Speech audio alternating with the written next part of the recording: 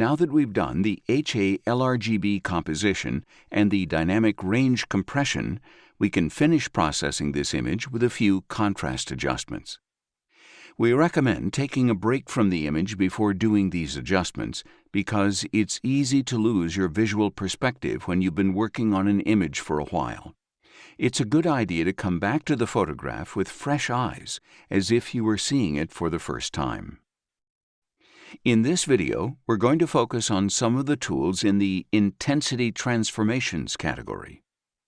The first one we're going to use is LocalHistogramEqualization. This tool optimizes the local contrast in the image, applying a different histogram adjustment to each pixel based on its neighborhood. In other words, it optimizes the contrast differently in the dark areas and the light areas. It works very quickly, so we can adjust the settings in real time. The default settings are often too aggressive. The first thing we notice here is that we have some ringing around the bright structures. We don't want to enhance the contrast at quite such a local level. We want to do it in the larger structures, especially the outer spiral arms, which are barely noticeable. So we're going to increase the kernel radius. As you can see, the ringing around the small bright structures is gradually disappearing.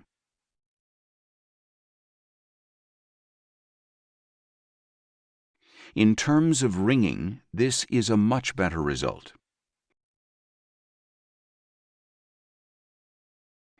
But even after adjusting the radius, the result is still too aggressive. This is because the contrast limit setting is very aggressive. If we increase it a little, the image is completely ruined. We can resolve this by reducing the amount. If we use a very small amount value, the results are more tolerable.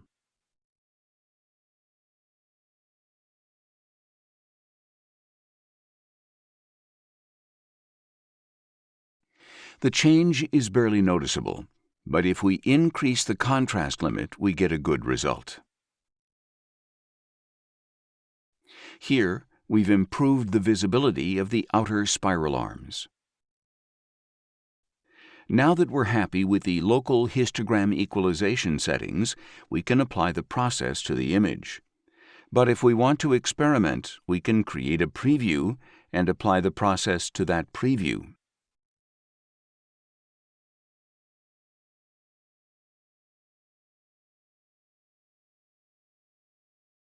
We click on Store Preview, and now we're going to apply a curves transformation. Our aim here is to distribute the dynamic range of the image better because the sky background is very bright now that we've applied the local histogram equalization process. If we lower the curve here, the sky background gets darker and the outer spiral arms are still visible.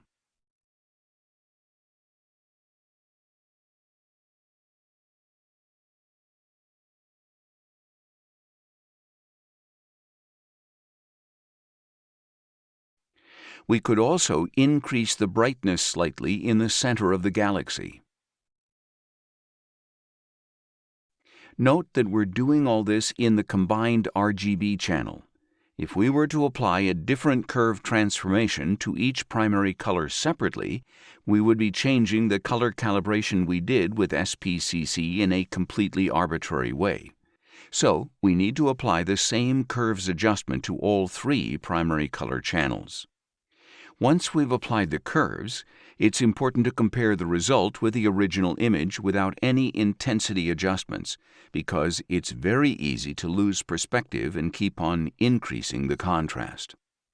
As you can see, we've improved the visibility of the outer arms, but the contrast is too high in the center of the galaxy, which doesn't need to be enhanced as much.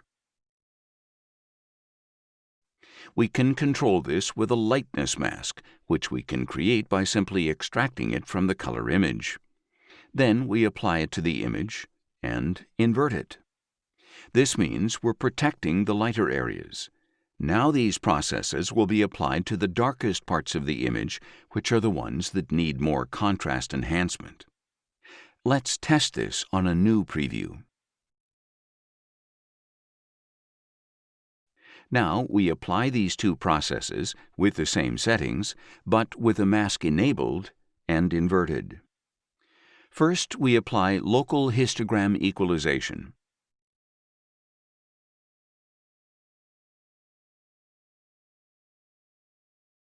We click on Store Preview, then we can apply Curves Transformation. Now we can compare the result with the one where we didn't use a mask. The enhancement in the outer areas is practically the same, but in the center of the galaxy the result is less aggressive.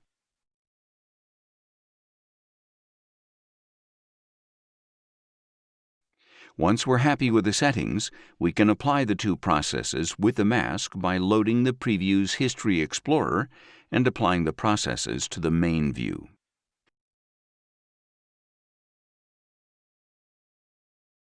Lastly, we're going to enhance the color using a saturation curve. First, we disable the mask, then we select the S channel where we can modify the color saturation. We can preview this in real time as well. We can sample the pixel values to get an idea of the saturation levels. They're clearly around here. We're going to bring this part of the curve up to increase the color saturation. We can leave the more saturated sections more or less in their original positions, and we want the curve to be quite gentle.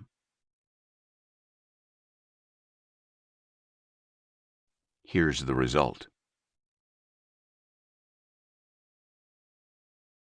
Let's look at what happens when we zoom in on one of these pink nebulas. The color saturation adjustment doesn't work so well here.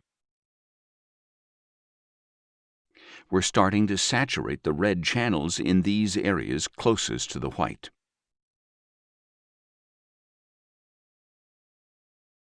We can see this more clearly if we deliberately oversaturate the image.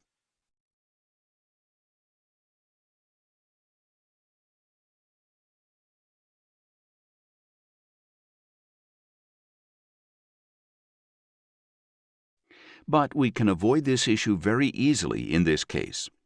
We've got the H-alpha image, and we can use it as a mask to protect all these small nebulas. Remember, this image is in a linear state. Let's open STF and histogram transformation. We enable Track View to load the image adjustments, transfer the STF settings over to histogram transformation, and from there to the image. Then we disable the STF.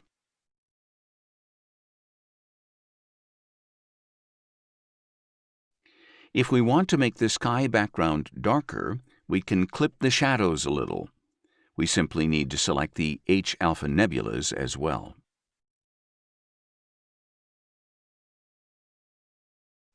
Now we load this image as the mask, enable it, and invert it. If we show the mask, we can see that all the nebulas are protected.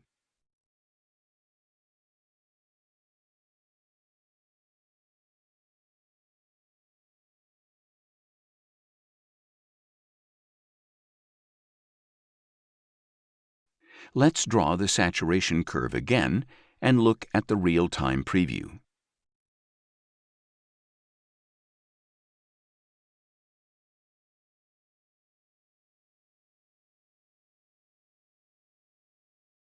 This is with the mask, and this is without the mask.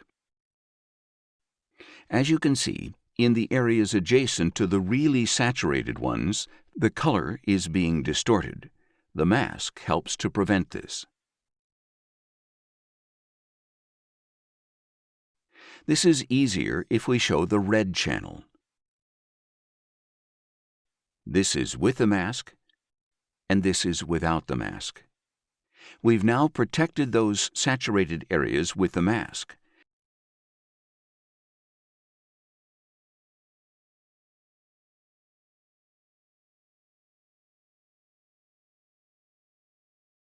We can even apply a more aggressive color saturation without worrying about saturating the H-alpha nebulas.